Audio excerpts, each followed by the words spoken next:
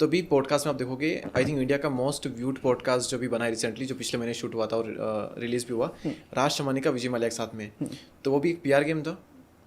देखो इसको दोनों पर्सपेक्टिव समझते हैं कि एक XYZ जो पॉडकास्टर है, फॉर एग्जांपल राज शमानी जी है ना, अब उन्होंने इतना बड़ा पॉडकास्टर जो पॉडकास्ट वाले बंदे हैं, फॉर एग्जांपल वो विजय माल्या जी, इनका पॉडकास्ट किया, तो ये नॉर्मल पर्सन तो नहीं है। ठीक है, पहली चीज़। अच्छा, मैं इसके कुछ फैक्ट बताता हूँ कि ये पीआर गेम है या नहीं, वो जनता खुद डिसाइड करेगी। पहली चीज़, IPL कब खत्म हुआ? IPL मई के महीने में, एंड में, मई एंड में yes. बिल्कुल एंड है ना। ये पॉडकास्ट कब रिलीज हुआ? अगले 4 दिन बाद है ना।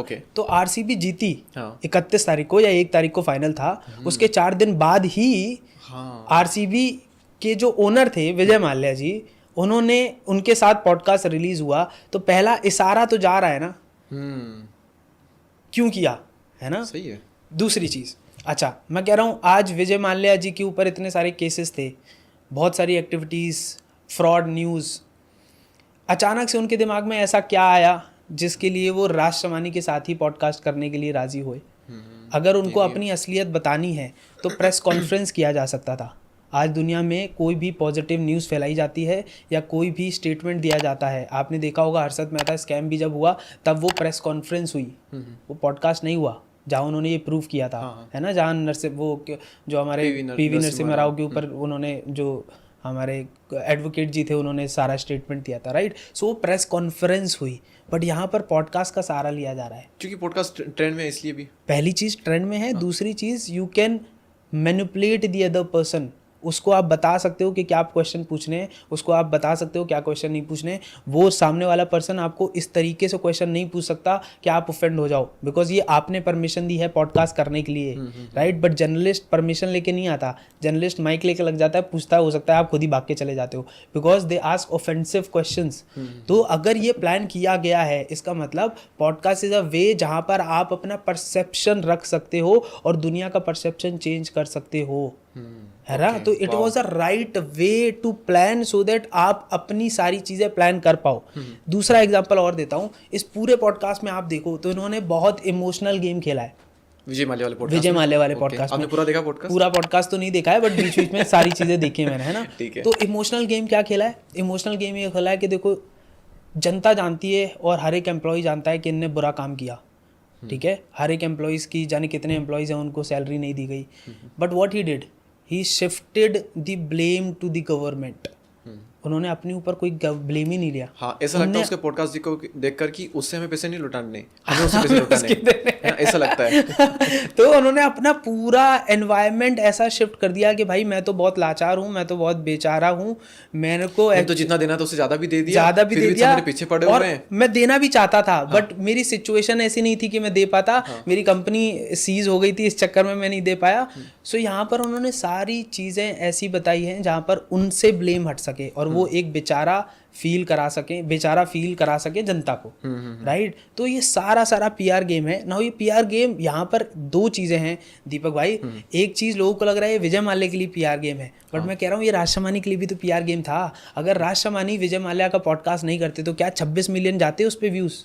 26 मिलियन नहीं जाते, कपिल शर्मा शो में इनवाइट नहीं किए जाते, कपिल शर्मा शो में इनवाइट नहीं किया जाता, नंबर 1 पॉडकास्टर नहीं बनते, इतनी हाइप क्रिएट नहीं होती, और इतनी हाइप राज शमानी की पूरी लाइफ में कभी क्रिएट नहीं हुई, कभी नहीं होती।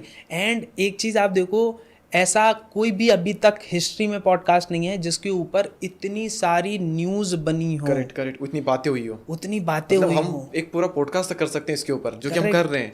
करेक्ट। तो आप ये देखो कि दोनों का पीआर है। राज शमानी का पीआर ये था कि भाई मैं किसी ऐसे बंदे को लाया जिसको आज तक 9-10 साल से मीडिया ने कवर नहीं किया, so it was his podcast, his PR. But Vijay Mallya का पीआर था कि मैं कैसे जनता तक अपना परसेप्शन जो मैं रखना चाहता हूँ, अपनी जो रियलिटी रखना चाहता हूँ, मैनिपुलेशन करना चाहता हूँ, वो मैनिपुलेट कर पाऊँ। तो ये दोनों के लिए पीआर था। ओके, अच्छा, यहाँ पर पीआर में अगर यहाँ पे हम देखें तो दोनों के लिए विन विन सिचुएशन है, राज शमानी के लिए भी, विजय माल्या के लिए भी। लेकिन इसमें तीसरी चीज़ भी इंक्लूड हो रही है। एक तो राज शमानी हो गए, विजय माल्या हो गए, दोनों ने, 2 कंपनी, मतलब 2 लोगों ने किया पीआर। तीसरी चीज़ हो गई जिसके लिए पीआर किया गया, वो भी ऑडियंस। तो ऑडियंस के लिए भी क्या है, विन विन सिचुएशन है। ऑडियंस के लिए यहाँ पर ये विन हुई या लॉस हुई, वो कोई भी पीआर करवाता है। देखिए, ऑडियंस को मुझे ऐसा लगता है कि आजकल की जो जनरेशन है उसको मैनिपुलेट करना बड़ा ईजी हो गया है, ठीक है। जितनी भी जेन ज़ी जनरेशन है, तो मैं उनके लिए सिर्फ एक चीज़ कहना चाहूँगा कि भाई कोई भी चीज़ आप देखो, कोई भी चीज़ आप सुनो, तो अपना परसेप्शन तुरंत उसके टुवर्ड्स पॉजिटिव मत बनाओ। बिकॉज आज दुनिया में कोई भी कंटेंट क्रिएट हो रहा है वो आपका परसेप्शन चेंज करने के लिए और आपको इन्फ्लुएंस करने के लिए ही बनाया जा रहा है। तो आज विजय माल्या का करने के बाद बहुत, even I was thinking literally थोड़े समय के लिए तो मेरे को भी लगा कि यार कितना बेचारा आदमी है यार, गवर्नमेंट ने इसके साथ धोखा किया। वी स्टार्टेड बिलीविंग कि भाई ये बंदा अच्छा है। हाँ, राष्ट्रमणि QR कोड ही दे देता है, एक बेचारा को कुछ पैसे ट्रांसफर कर देता है और डोनेशन सच में इकट्ठा हो जाता है। तो पॉइंट इज कि देखो कि एक कैसा पॉडकास्ट पूरा जनता का परसेप्शन चेंज कर सकता है, तुरंत इमोशन जनरेट कर सकता है। तो आज हमारी जनरेशन के लिए ना ये बहुत बेकार चीज़ भी है, अच्छी चीज़ भी है। अच्छी चीज़ ये है कि अगर अच्छा पीआर होता है, अच्छे लोगों का पीआर होता है ना, तो ऑटोमेटिकली जनता अच्छी डायरेक्शन में, अच्छी लाइफ में, अच्छी डायरेक्शन के टुवर्ड्स भाग पाती है। बट अगर उसका गलत परसेप्शन यूज़ होता है, गलत तरीका यूज़ होता है और ऐसे विजय माल्या जैसे लोग आके जनता का मैनिपुलेशन करते हैं, तो इस पे जनता का नेगेटिव इफेक्ट पड़ता है। आज बहुत सारे लोग ऐसे होंगे जो विजय माल्या को अच्छा समझ रहे होंगे, वो सोच रहे होंगे कि गवर्नमेंट खराब है, विजय माल्या देखो कितना अच्छा है इसलिए भाग के गया हो, right. And that's why these things started कि जब लोग अपना देश छोड़ के बाहर जाने लग जाते हैं। बट हमारे देश के प्रति लोगों को प्रेम होना चाहिए, ना कि विजय माल्या के प्रति होना चाहिए।